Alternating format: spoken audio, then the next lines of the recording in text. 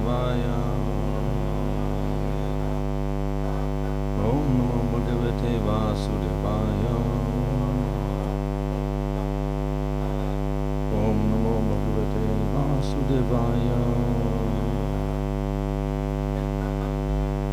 Namo Om Vishnu-padaya Krishna Prasthapitade Srimate Bhaktivedanta Swami Niti Namane Namaste Saraswati Devi Gauravani Prachadane Nirvishesha Shunyavadi Paschatya Deshatarane Shri Krishna Chaitanya Prabhu Nityananda Shri Gadadhar Shri Gaur Bhakta-vrinda Hare Krishna Krishna Krishna Hare Hare Hare Rama Rama Rama Hare Hare. Reading from Srimad Bhagavatam Canto 11 Chapter 28 Verse 29.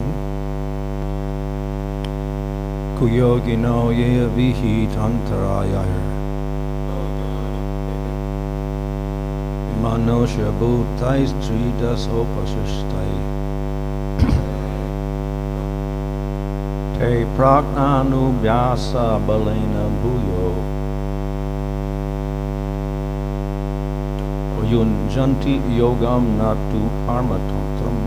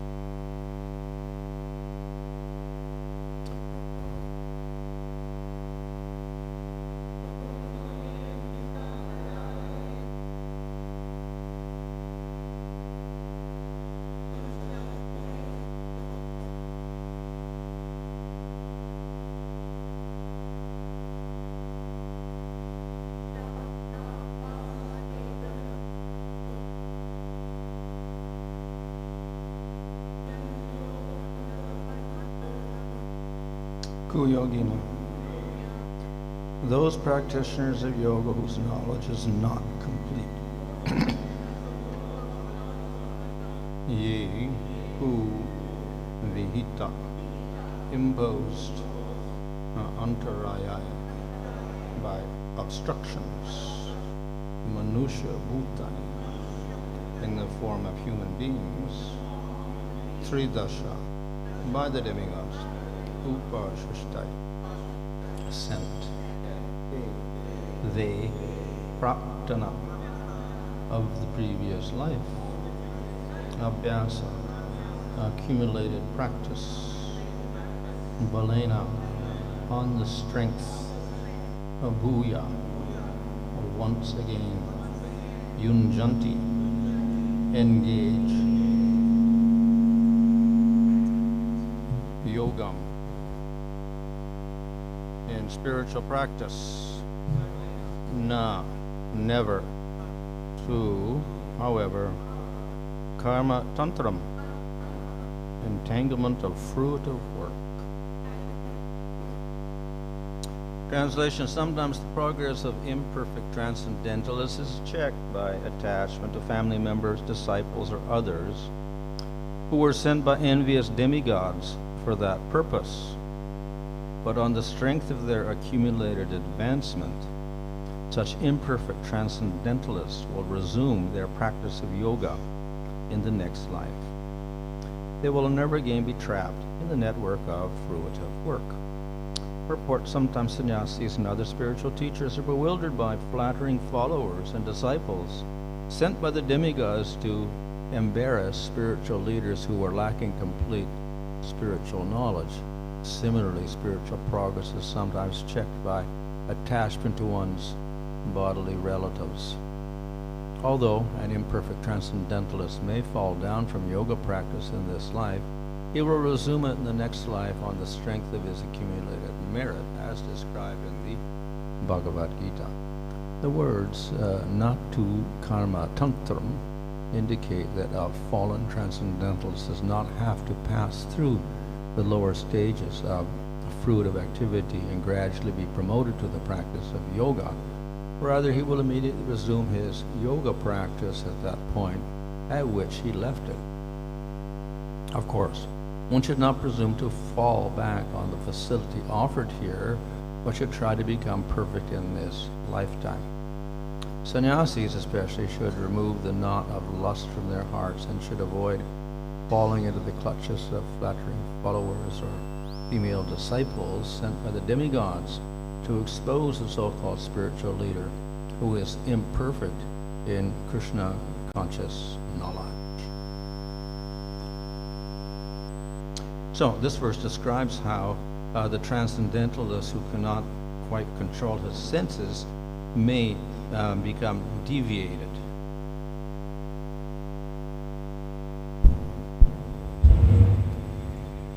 இந்த பதத்தில் தன் மனதை கட்டுப்படுத்தாத ஆன்மீகவாதி எவ்வாறு வழி தவறி நடக்க முடியும் என்பதை பற்றி விளக்கப்பட்டுள்ளது. But there is no loss because that person can continue in his next lifetime. ஆனால் இதில் எந்த விதமான இழப்பும் இல்லை, ஏனெனில் அத்தகைய நபர் தனது அடுத்த பிறவியில் தனது பயணத்தை மேற்கொண்டு தொடரலாம். This of course is also explained in Bhagavad Gita when Arjuna asks if the yogi who does not complete the process falls from the process, what happens? And then Krishna says, well, he continues the next lifetime. இதே கேள்வி அர்ஜுனனால் பகவத்கீதையில் கேட்கப்பட்டது. ஒரு யோகி தன்னுடைய கடமைகளை பிறவில் சரியாக முடிக்க முடியவில்லை என்றால் அல்லது வழி தவறிவிட்டால் அவனுடைய நிலை என்ன என்று கேட்டபொழுது கிருஷ்ணர் அந்த அத்தகைய யோகி மறுபிறவியில் அந்த பயணத்தை தொடர்கின்றான் என்று விளக்குகிறார். So this applies not only to yoga, but it also applies to the process of bhakti. இத்தகைய விளைவுகள் யோகத்திற்கு மட்டும் உகந்ததல்ல, பக்தி யோகத்திற்கும் உகந்ததே. And however, karma yoga is a little different. எப்படி இருப்பினும் கர்ம யோகம் என்பது சிறிது வித்தியாசமானது. Certainly, because of our acts of this lifetime, we will get results in the next lifetime. ஏனெனில் சில விதமான நடவடிக்கைகளில் நாம் இந்த பிறவியில் ஈடுபடும் பொழுது அதற்கான பலன் மறுபிறவியில் கிடைக்கின்றது. But the result is purely material. ஆனால் அதனால் கிடைக்கக்கூடிய பலன் முழுவதும் லௌகிகமானதாக இருக்கின்றது. And once we get the result, that result is finished. ஒரு முறை அந்த பலனை பெற்ற பிறகு அது முடிவடைவதும் கூடியது. So by your punyas you can go to Svargaloka. After that punya is finished, you fall from Svargaloka. ஆகவே ஒரு புண்ணியங்கள் செய்வதன் மூலமாக சொர்க்கலோகத்திற்கு செல்லலாம். ஆனால் அந்த புண்ணிய பலன்கள் முடிந்த பிறகு திரும்பவும் அவர் நிலை தவறி பூலோகத்திற்கு வருகிறார். However, when one is doing jnana or yoga or bhakti, we're actually becoming more and more detached from everything in the material world. எப்படி இருப்பினும் ஞான யோகம், அசாங்க யோகம் அல்லது பக்தி யோகத்தை கடைபிடிப்பவர்கள் படிப்படியாக இந்த லௌகீகத்தின் மீது உள்ள பற்றை அறுத்திருக்கிறார்கள். And we're becoming more attached to either Atma or Supreme Lord. அவர்கள் மேலும் ஆத்மாவிற்கு மீதோ அல்லது பகவானின் மீதோ பற்றை வளர்த்துக் கொள்கிறார்கள். So whatever one accomplishes is generally not destroyed even after next life or next life. ஆகவே அவர்கள் செயல்பாடினால் அடையப்படும் பலன்களானது அளிக்கப்படுவதில்லை, பிறவிக்கு பிறவி அது தொடர்ந்து வளர்ந்து கொண்டே போகிறது. However, there are also exceptions. எப்படி இருப்பினும் இதற்கு விதிவிலக்குகளும் உண்டு. So we know that the devotee becomes aparāds, then his bhakti becomes less. It doesn't keep increasing. நாம் ஏற்கனவே அறிந்தது போன்று பக்தர் ஒருவர் அபராதங்கள் செய்வாரேயானால் அவரது பக்தி படிப்படியாக அழிந்து விடுகிறது. And if the yogi, though he gets a good position for yoga in his next lifetime, if he is very lax and then he indulges in sinful activities, then he will lose his spiritual position. அதே போன்றது தான் யோகியினுடைய நிலை கூட. அவர் மறுபிறவியில் தன்னுடைய யோகத்தை வளர்த்துக்கொள்ள வாய்ப்பு ஏற்படுகிறது. ஆனால் அதே சமயத்தில் அவர் தளர்ச்சியாக இருந்தாலோ அல்லது பாவ செயல்களில் ஈடுபட்டாலோ அவருக்கு உரிய பலன்கள் கிடைப்பதில்லை, அவர் நிலை தவறிவிடுகிறார். But in general, Krishna encourages people practicing spiritual life, and therefore he allows them to continue life after life. பொதுப்படியாக கிருஷ்ணர் ஆன்மீக வாழ்க்கையை பழகுவதற்கு மக்களை ஊக்குவிக்கின்றார். ஆகவே தான் அந்த ஆன்மீக வாழ்க்கையினுடைய பலன்களை பிறவிக்கு பிறவி அவர்களுக்கு தொடர்ச்சியாக கொடுக்கின்றார்.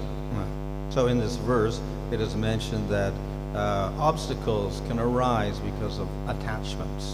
ஆகவே இந்த பதத்தில் விளக்கப்பட்டுள்ளது என்னவெனில் பலவிதமான தடங்கல்கள் நாம் பற்றுக்கொள்வதனால் ஏற்படுகின்றன என்று சொல்லப்பட்டுள்ளது.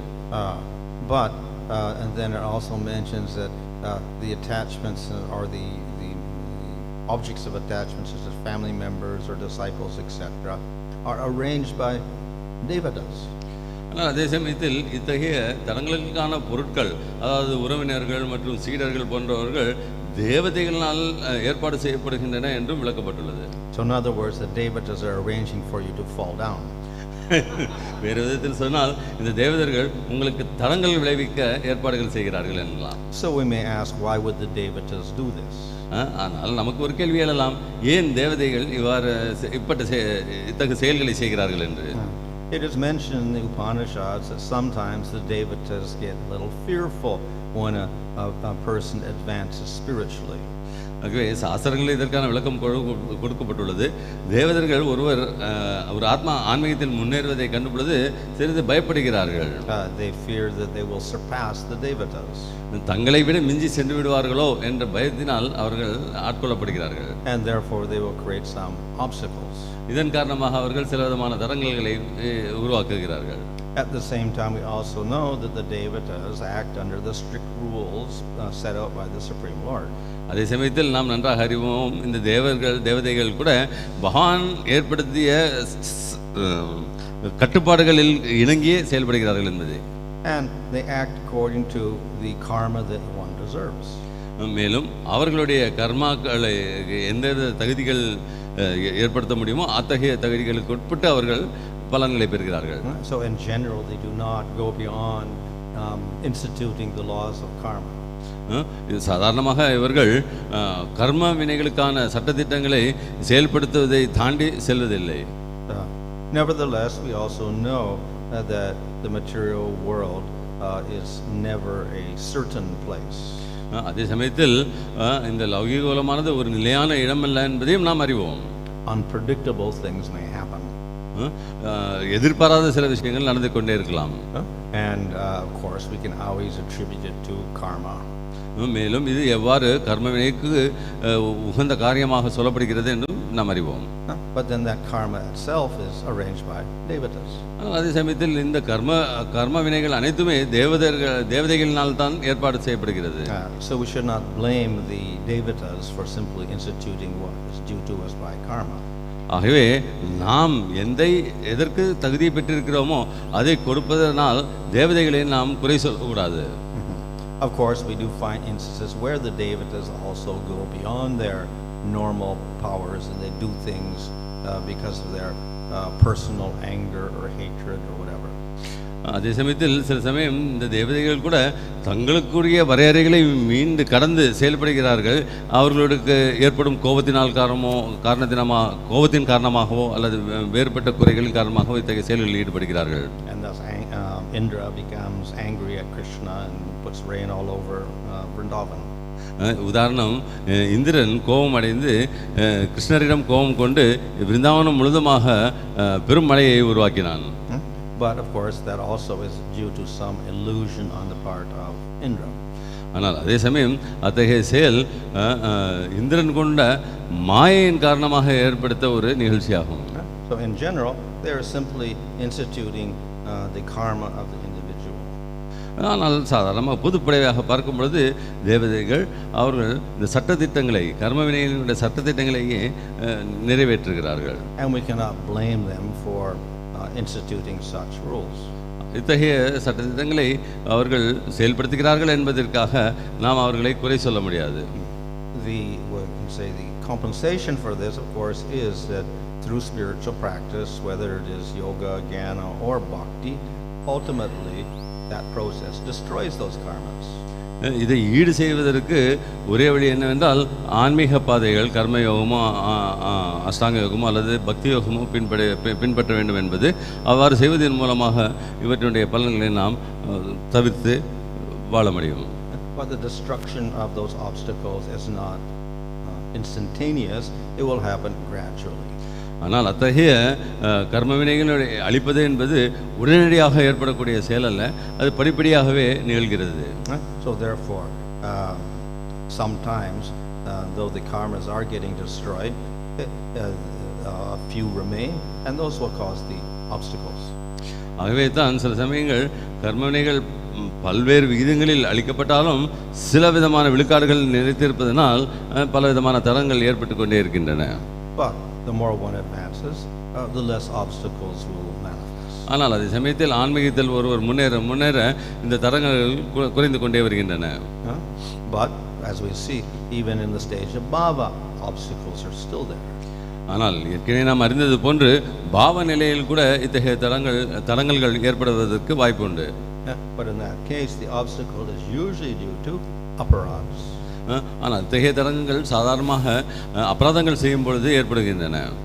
So more than karma or whatever, aparād is more serious for the devotees.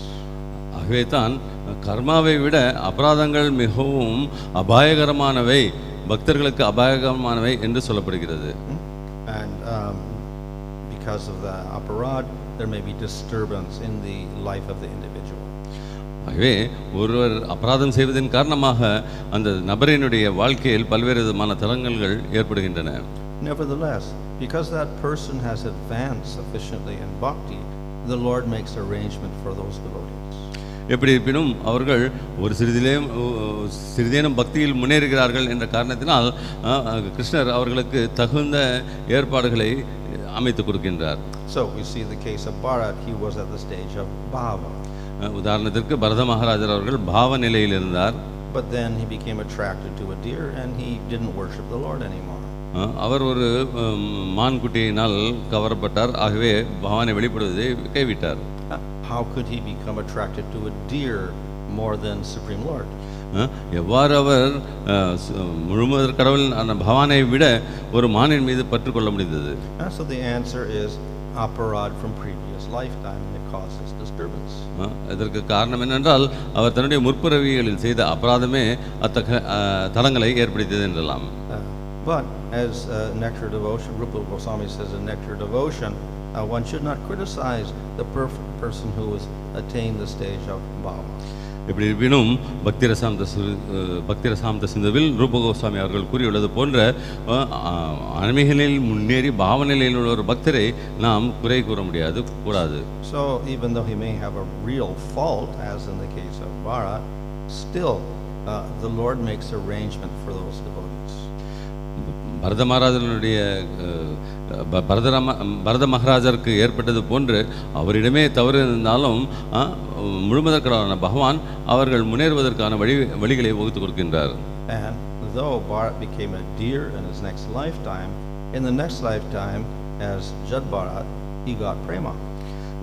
பரத மகாராஜர் தனது மறுபிறவியில் மானாக பிறவி எடுத்திருந்த போதும் அதற்கு அடுத்த பிறவியில் அவர் ஜடபரதராக பிறவி எடுத்து ஆன்மீகத்தில் முன்னேறிய நிலையை அடைந்தார். So in other words, ultimately Bharat got some advantage and he progressed towards prema. ஆகவே நாம் வேறு விதமாக சொன்னால் பரத மகாராஜருக்கு சில வசதிகள் செய்யப்பட்டதனால் அவர் ஆன்மீகத்தில் முன்னேற முடிந்தது. So therefore whatever obstacles are there are say used by the Supreme Lord to help the devotee advance. ஆகவே பக்தர்களது வாழ்க்கையில் பல்வேறு தடங்கள் இருந்தாலும் பகவான் அதை அவர்களுடைய முன்னேற்றத்திற்காக உபயோகப்படுத்தி நல்ல நிலையை கொடுக்கின்றார். This of course is a greater advantage for the devotee than for the yogi or the jnani.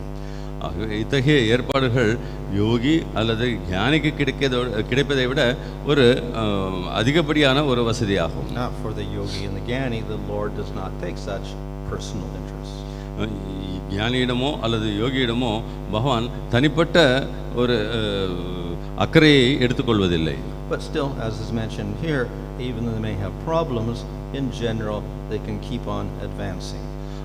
ஆனால் அதே சமயத்தில் இங்கு கூறப்பட்டுள்ளது போன்று அவர்கள் கூட அவர்களுடைய வாழ்க்கையில் தலங்கள் ஏற்பட்டாலும் அவர்களுடைய ஆன்மீக வாழ்க்கையில் அவர்கள் முன்னேறிக்கொண்டே இருப்பார்கள். Hare Krishna.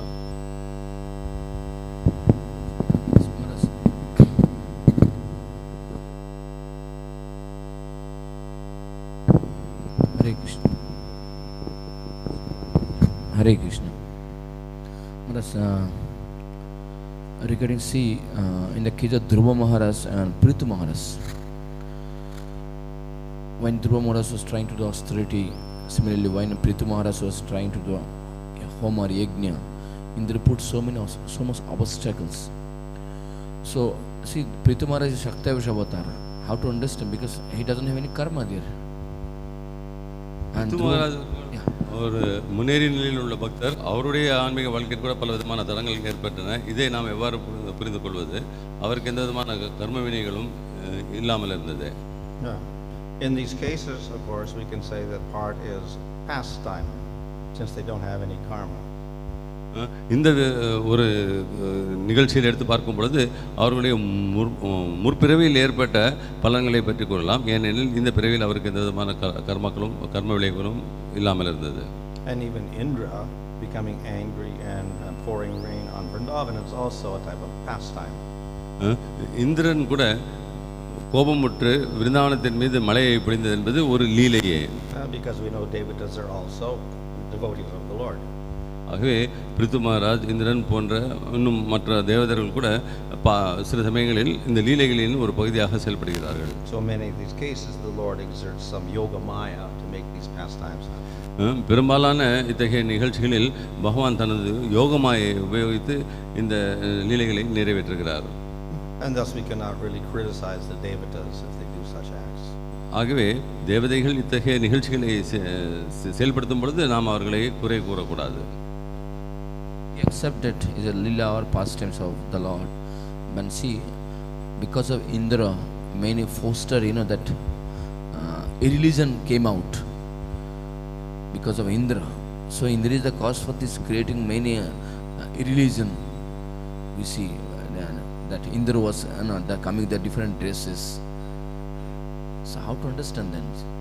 If we say that this is a pastimes, then because see, Indra came to steal the horses in many dresses, and also it became like one of the religion, this and this kind of things. That's what Prithu. Yeah, in that case of Prithu I'm saying, but Indra only came, correct? The different dresses. So how can we accept it as a pastime then? பிரித்து மகாராஜனுடைய கதையை ஒரு லீலை என்று நாம் ஏற்றுக்கொள்வோமே. ஆனால் அந்த நிகழ்ச்சியின் பொழுது இந்திரன் பல்வேறு விதமான ரூபங்களில் பல்வேறு விதமான ஆடைகளையும் அலங்காரங்களையும் செய்து கொண்டு வந்தான். இது எவ்வாறு நிகழக்கூடும் லீலை என்று நாம் இதை எவ்வாறு ஏற்றுக்கொள்ள முடியும்? Well, the evident cause is that Indra was worried that he had competition.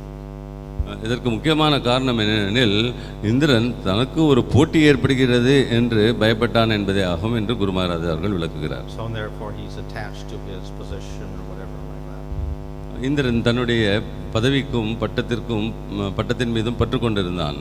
So because the devatas are not, we say they still have material bodies, they can make mistakes. ஆகினால் தேவர்கள் கூட லௌகிக சரீரமே கொண்டுள்ளார்கள் என்பதனால் அவர்கள் கூட சில சமயங்களில் தவறுகள் செய்யலாம். At the same time, they're also devotees of the Lord, and they're given that position because they are devotees. ஆனால் அதே சமயத்தில் அவர்கள் பகவானுடைய பக்தர்கள் என்ற நிலையிலும் இருப்பதனால் நாம் அவர்களை குறை சொல்ல முடியாது. So therefore, what mistakes they make, we cannot equate it with normal mistakes of a lower living entity. ஆகவே தேவர்கள் செய்யும் தவறுகளை சாதாரண மானிடர்கள் செய்யும் தவறுடன் நாம் ஒப்பிட்டு பார்க்க முடியாது, ஈடு சொல்ல முடியாது. So though it is possible, they can make mistakes because they are still jivas with material bodies. At the same time, because they are devotees of the Lord, we can't blame them too much for these activities. ஆகவே லௌகிக சரீரத்தை கொண்டு இருக்கிறார்கள் என்ற காரணத்தினால் தேவர்கள் கூட தவறுகளை செய்யலாம். ஆனால் அதே சமயத்தில் மானிடர்களை விட ஒரு மேலான நிலையில் உள்ள பக்தர்கள் என்ற காரணத்தினால் அவர்கள் செய்யும் காரியத்திற்கெல்லாம் நாம் அவர்களை குறை கூற முடியாது. பகவானுடைய லீலைகளை கூட செய்கிறார்கள்.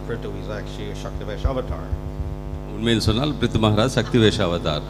But in the case of Krishna, then Brahma tries to do something to him that he's actually Swayam Bhagavan. Brahma கிருஷ்ணருடன் ஏதோ செய்யும் பொழுது ஸ்வயம் பகவானான கிருஷ்ணரிடமே அவர் லீலைகள் நடத்துகிறார். So because they are devotees of the Lord, we won't expect them to make such mistakes. அவர்கள் அனைவரும் பகவானுடைய பக்தர்கள் என்ற காரணத்தினால் அவர்கள் அத்தகைய தவறுகள் செய்வார்கள் என்று நாம் எதிர்பார்ப்பதில்லை. So therefore some attribution of yogaṁ of the Lord is made in these cases. ஆகவே இத்தகைய நிகழ்ச்சிகள் நிறைவேற்றப்படுவதற்கு காரணம் யோகமாயனுடைய சக்தி என்று நாம் புரிந்து கொள்ள வேண்டும். In the 5th canto, we see that prayers by the demigods while explaining the Jambudvipa, that section, we see when these demigods, they also aspire to take birth on the Jambudvipa because it is very, and also Bhumandala, because this is very, very favorable to practice spiritual life. But now here we see that someone is practicing spiritual life in this Bhumandala and demigods are putting obstacles on them. So how to understand this? Because see, if they like to take birth in this Bhumandala, again why because they know that okay, if our post goes, we'll go and take birth in the Bhumandala only. So how is because it's a little bit tricky. ஐந்தாவது ஸ்கந்தத்தில் தேவர்கள் அனைவரும் பகவானிடம் ஜம்புதீபத்தில் பிறக்க வேண்டும் என்ற ஒரு வரத்தை பற்றி பேசுகிறார்கள். அத்தகைய நிலையில் இருக்கும் பொழுது ஜம்புதீபத்தில் பிறவி எடுத்த ஒரு பக்தருக்கு அவர்கள் எவ்வாறு இத்தகைய பிரச்சனைகளை உருவாக்க முடிகிறது? ஏனெனில் அவர்கள் கூட இந்த ஜம்புதீபத்தில் பிறப்பதற்காக இயங்குகிறார்கள். இப்படி இருக்க நாம் இதை எவ்வாறு புரிந்து கொள்வது என்று. So when it says they create obstacles, we should not take it they're always creating obstacles for every devotee. ஒரு விதமான தடங்கல்களை சிலருக்கு ஏற்படுத்துகிறார்கள் என்ற காரணத்தினால் அவர்களுடைய வேலையே தடங்கல்களை உருவாக்குவது தான் என்று நாம் எடுத்துக்கொள்ளக்கூடாது. And as I said, the exceptional case actually can simply be instituting some karma. ஆகவே நான் ஏற்கனவே சொல்லியது போல இத்தகைய நிகழ்ச்சிகள் கர்மாவின் காரணத்தினால் கூட ஏற்படுத்தப்படுகின்றன.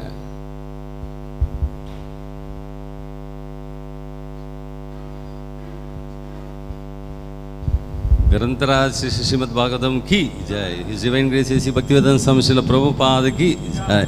निताय गौर प्रेमानंदे.